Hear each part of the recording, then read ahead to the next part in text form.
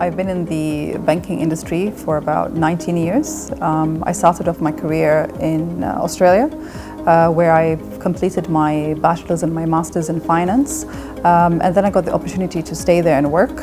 I worked for one of the biggest banks in Australia called Westpac. I was a financial advisor where I advised quite a number of clients on retirement planning, saving for their kids' education, budgeting, etc. So it was all about investments and savings. And right now I work for Ahli Bank as the Deputy General Manager for retail banking.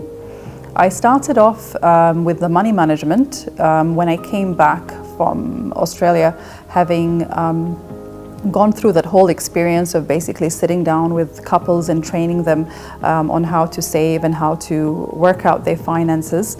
I got the opportunity to start off with one of the largest oil companies in Oman, whereby I was doing for them sessions for their staff. I've done it in a few other corporations, and I do it on my own as well, where people book in for the session.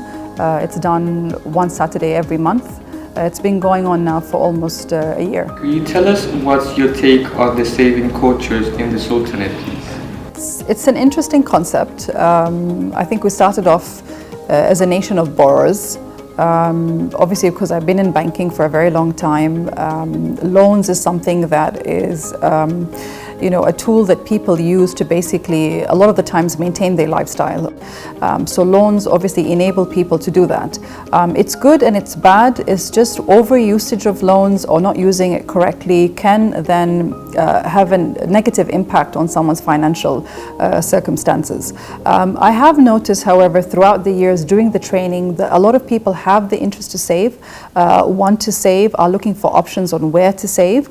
And grow their money. So it's not just keeping it in a savings account. It's like, okay, what else could I do? So I found that a lot of people that come to my sessions are very surprised that such products, A, exist, and B, that they're able to actually get into them.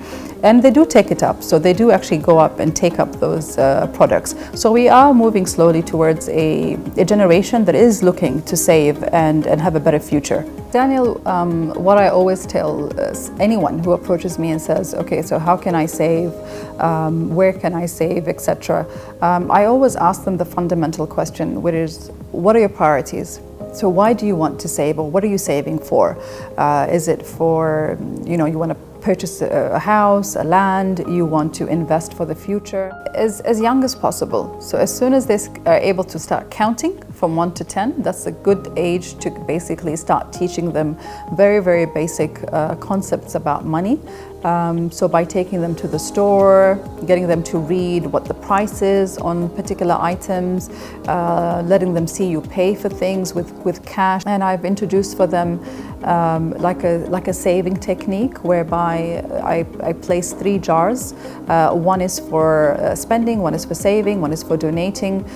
So every time I give them an allowance every week, they split that money against the 3 jars. So you're teaching them how to save, spend, and to donate at a very young age. You can start this from 6 years of age. You'd be surprised how they grasp that and how they value purchasing things with their own money. I've personally done it, and I've personally seen the change and the appreciation that they have when you buy for them something with your own money compared to them using their own money. Also that you notice that change in them. There's a lot more appreciation for it.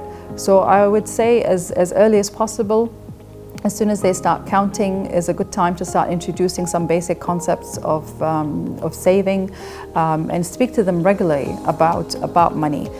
So we didn't all grow up with, like a handbook of how to save. We just learned it as we go. I think now there's more information out there to teach parents on what to do with their kids when it comes to money. So as young as possible, Daniel.